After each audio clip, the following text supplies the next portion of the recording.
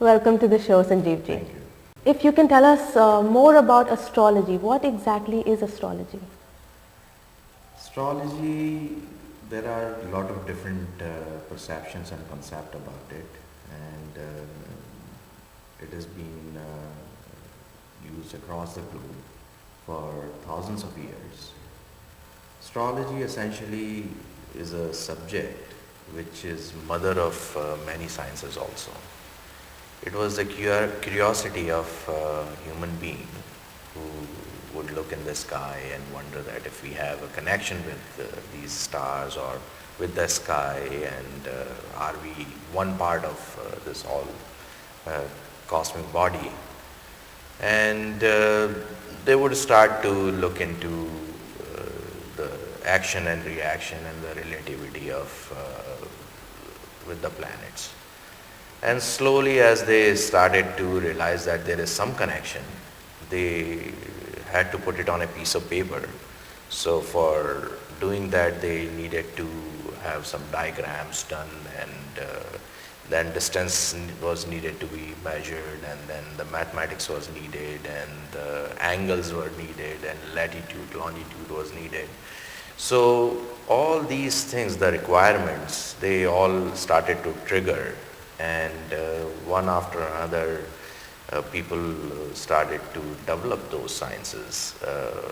In a way, mathematics indirectly, I wouldn't say directly, was also came in play in picture because of that curiosity, initial curiosity of looking at the sky and wondering if there is a connection, and if there is a connection, how do we know it and how do we measure it.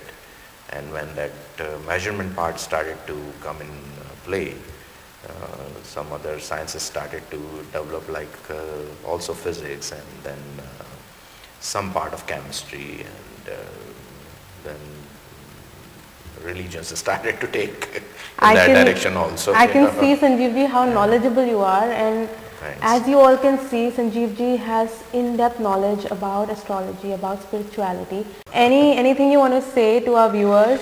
I would say astrology is something which is a guiding tool, and initially when astrology was used in India, especially 2,000-3,000 years back, there used to be one Raj Joshi.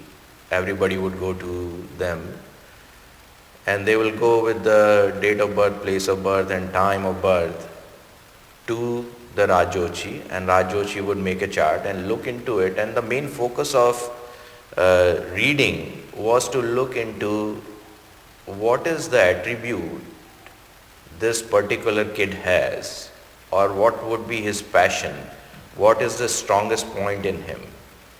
Suppose किसी का मंगल बहुत मजबूत है, बहुत strong था, तो they would say, okay, this person can be a warrior.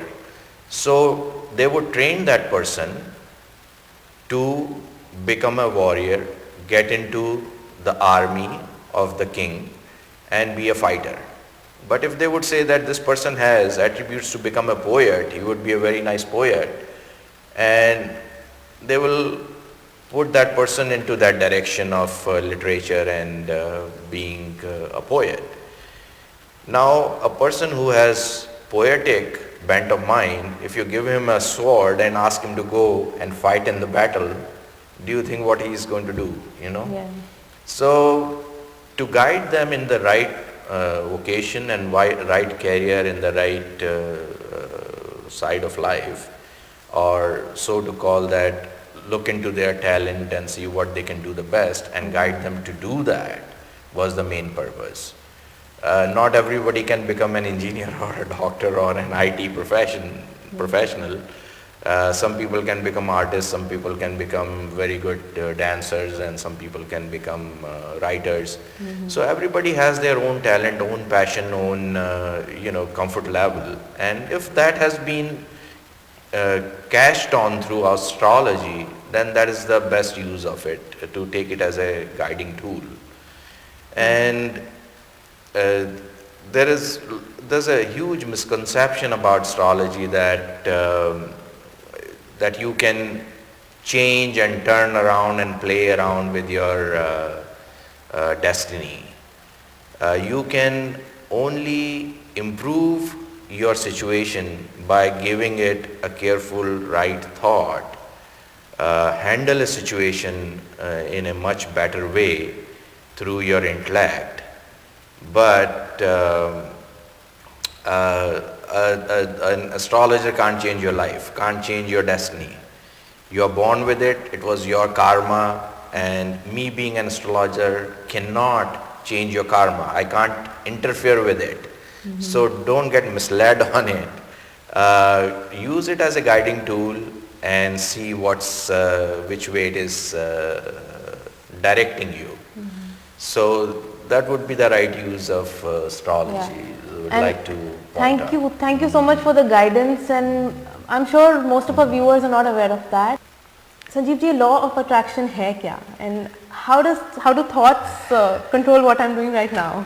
So when we have a positive thought, we have positive experiences in life, and when we have negative thoughts, we have negative experiences.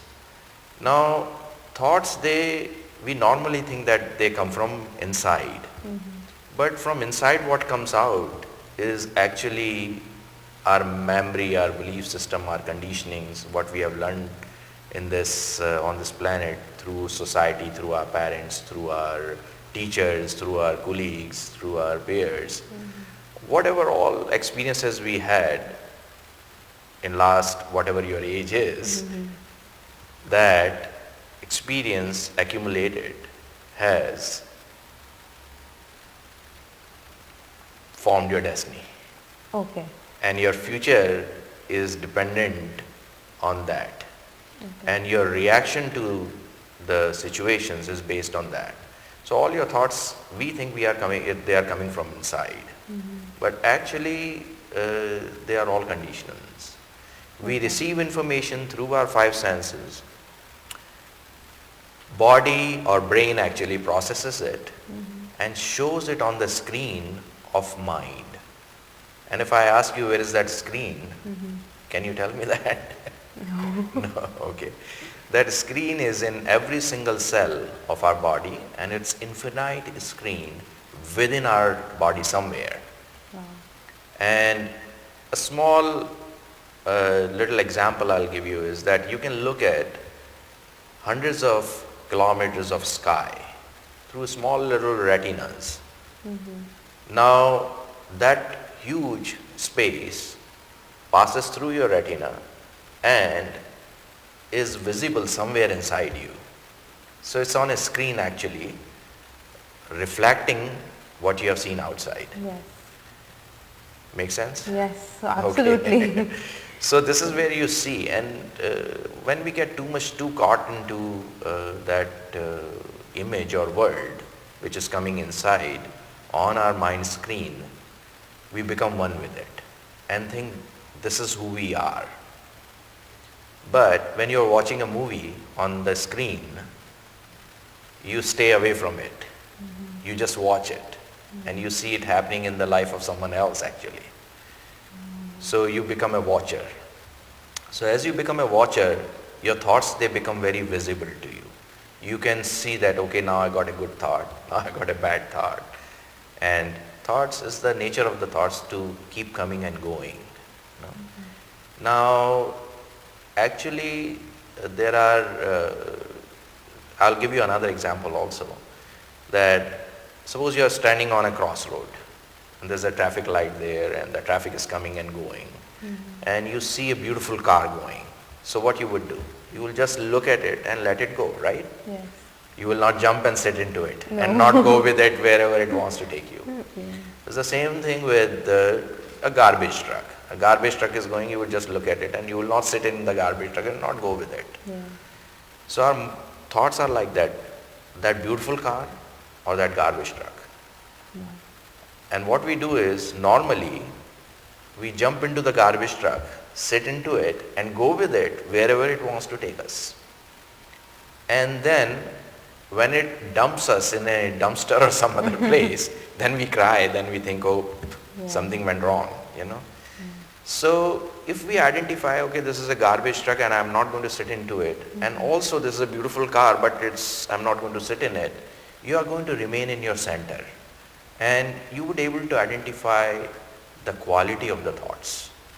You would able to watch them, you would able to see them and detach yourself from that. And you're not going to have good or bad experiences just by fluke. You would have experiences what you want to have. If you focus on a good thought and you remain with that thought and you drive that thought is going to bring in exactly the same experience you want to have. Nothing else. Exact same ditto. Wow. So that is the power of thought. Once a thought gets out of your mind, conscious mind, it goes into, I call them 3 screens. One screen is of conscious mind, another one is behind it, is called subconscious mind. The third one is further behind it, that's cosmic mind. So any thought which slides from conscious mind to subconscious mind, it becomes the seed. Seed of your karma, seed of your action. And it remains in the subconscious mental field till it comes to fruition. And how it comes to fruition is that it vibrates at a certain frequency and it goes out in the cosmic mind and looks for the same frequency in the cosmic mind. And the moment it finds it and matches the same frequency, the experience takes place in your life. And it can be good or bad, because a subconscious mind does not know the difference between good and bad. It does not move between the poles of opposites. It does not know what's right, what's wrong. So be careful what you put into your subconscious mind. Yeah. So if you are thinking too much negative, you are putting in too many negative seeds into your subconscious mind, and your experience in the future and even now are going to be negative. And who's to be blamed?